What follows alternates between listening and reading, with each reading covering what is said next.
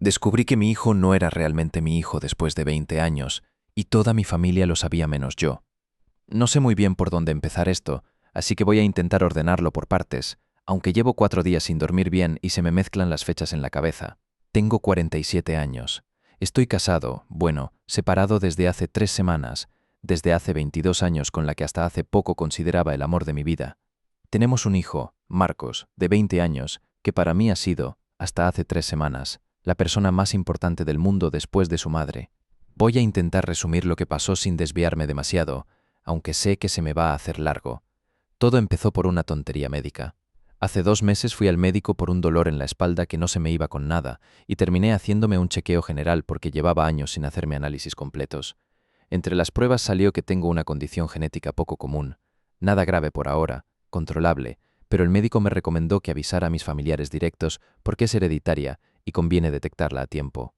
Como parte del protocolo, me sugirió hacerle un test genético a mi hijo, más que nada para descartar y tenerlo controlado desde joven. Le comenté esto a mi mujer, Elena, y noté algo raro en su reacción. Un silencio de más, una mirada que se le fue hacia la ventana. En su momento no le di importancia. Pensé que estaba cansada, que tuvo un mal día en el trabajo. Le pregunté a Marcos si le importaba hacerse el análisis y me dijo que ningún problema, que fuéramos juntos. Fuimos al laboratorio un sábado por la mañana. Recuerdo que hasta bromeamos en el coche sobre que si le salía algo raro, le iba a tocar cuidarme cuando fuera viejo. Los resultados tardaban unas 2 semanas. Cuando llegaron, el médico me llamó primero a mí, a solas, algo que no me pareció extraño en su momento porque pensé que era protocolo.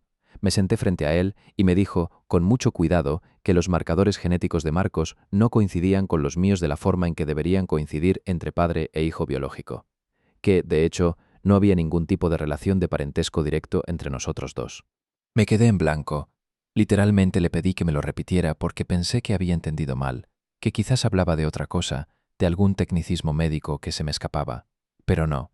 Me lo explicó de varias formas distintas y todas terminaban en lo mismo. Marcos no era mi hijo biológico. No le dije nada a nadie esa tarde. Volví a casa, vi a Elena preparando la cena como cualquier otro día, vi a Marcos tirado en el sofá viendo una serie y sentí que estaba viviendo dentro de una foto que ya no me pertenecía. No dije una palabra. Me metí en la ducha y lloré ahí, con el agua corriendo, para que nadie me escuchara. Los días siguientes fueron una actuación agotadora. Fingía que todo estaba normal, mientras por dentro tenía la sensación de estar cayendo por un pozo sin fondo. No dejaba de repasar los últimos 20 años, los primeros pasos de Marcos, que yo filmé con una cámara prestada porque no teníamos dinero para comprar una. Las noches que me quedé despierto con él cuando tenía fiebre. El día que le enseñé a andar en bici, y se cayó, y yo me raspé la rodilla intentando sujetarlo. Su graduación del colegio. Todo eso seguía siendo real, seguía habiendo pasado, pero de repente tenía una grieta enorme por debajo que amenazaba con tragárselo todo. Cuando por fin reuní el valor para hablar con Elena, no le pregunté con delicadeza. No pude. Le puse los resultados encima de la mesa de la cocina, una noche que Marcos había salido con amigos, y le dije que necesitaba que me explicara qué significaba eso. Elena se quedó paralizada mirando el papel. No lo negó. No hizo ni el intento de negarlo, y eso, de alguna forma retorcida, fue peor que si me hubiera mentido en la cara. Se llevó las manos a la cabeza y empezó a llorar, pero no como alguien sorprendido, sino como alguien que llevaba 20 años esperando este momento y que, en el fondo, sentía alivio de que por fin hubiera llegado.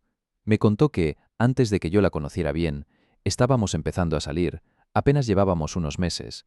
Tuvo una recaída breve con un ex, algo de una sola vez. Un fin de semana en el que yo estaba de viaje por trabajo.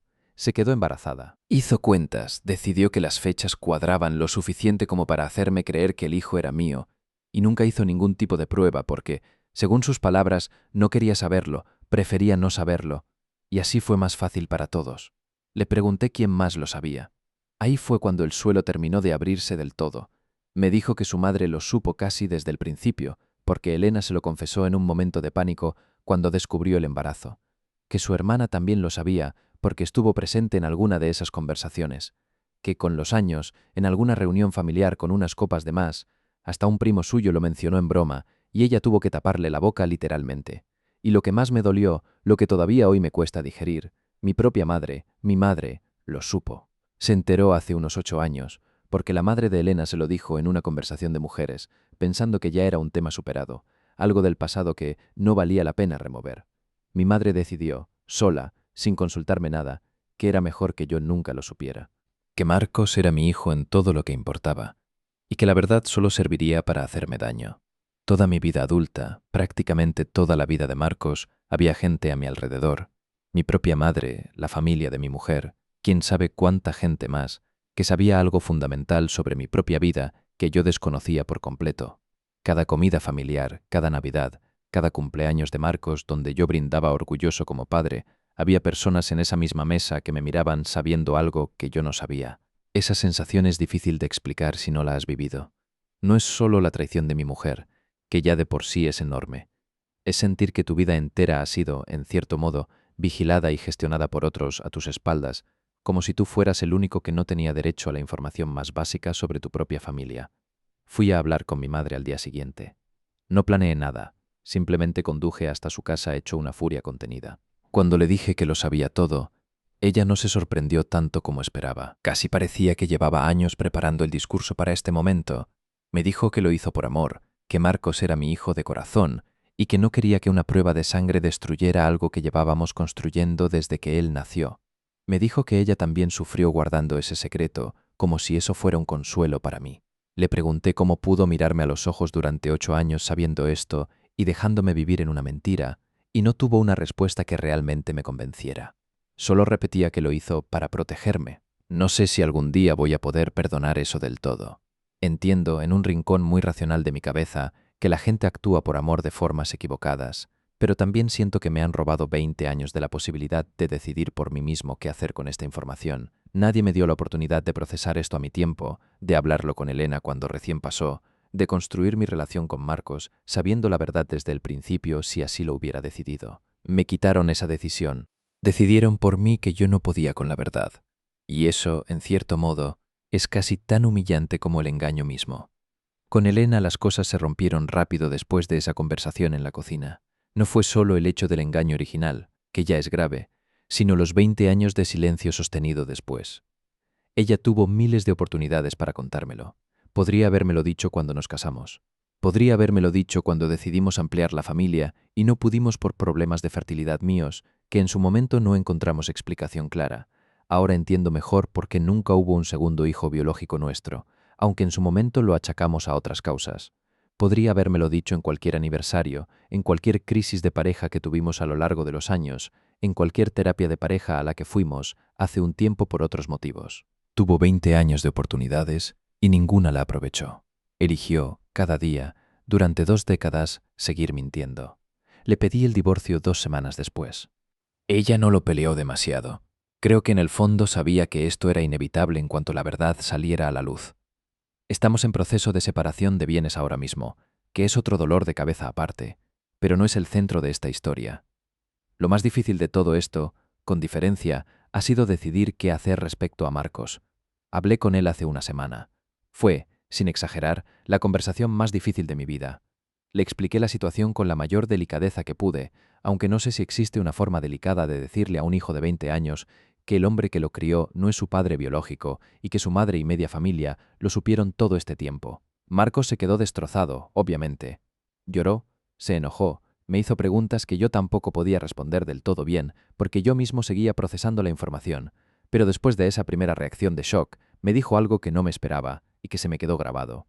Me dijo: «Tú eres mi padre, no me importa lo que diga un papel de laboratorio. Tú fuiste el que estuvo en cada partido de fútbol, el que me enseñó a manejar, el que se quedó despierto conmigo la noche antes de mis exámenes finales. Eso no lo cambia ningún test genético. No les voy a mentir diciendo que esas palabras arreglaron todo de golpe, porque no fue así.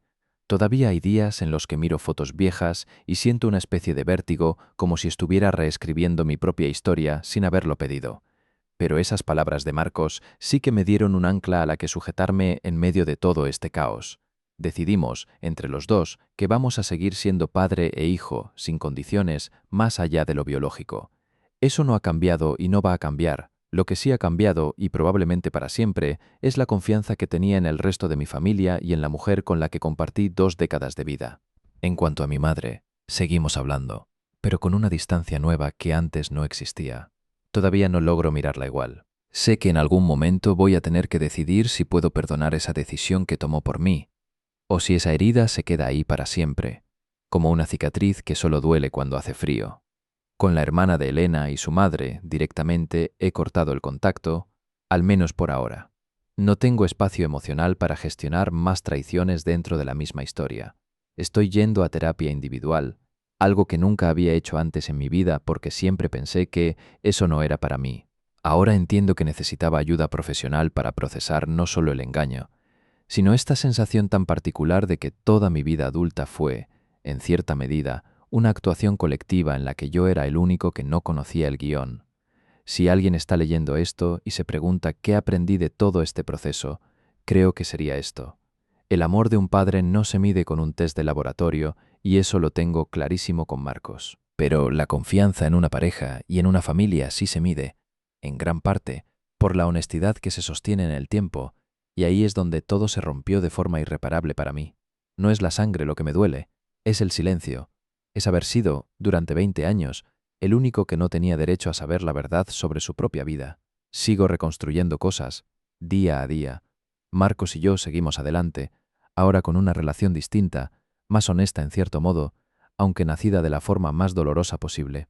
El resto, con mi exmujer, con mi madre, con esa parte de la familia que decidió guardar el secreto durante tanto tiempo, todavía no sé cómo va a terminar de resolverse. Pero al menos ahora, por primera vez en 20 años, sé la verdad completa. Y aunque duele muchísimo, prefiero esto a seguir viviendo dentro de una mentira que no era mía, pero que terminé cargando de todas formas. Actualización breve. Muchos me preguntaron en los comentarios si pienso buscar a mi padre biológico, perdón, al padre biológico de Marcos. La respuesta corta es que no es algo que me corresponda decidir a mí. Si Marcos algún día quiere buscar esa parte de su historia, yo lo voy a apoyar en lo que necesite, como he hecho siempre. Pero mi rol como padre no depende de esa respuesta, y eso es algo que tengo clarísimo ahora, quizás más claro que nunca.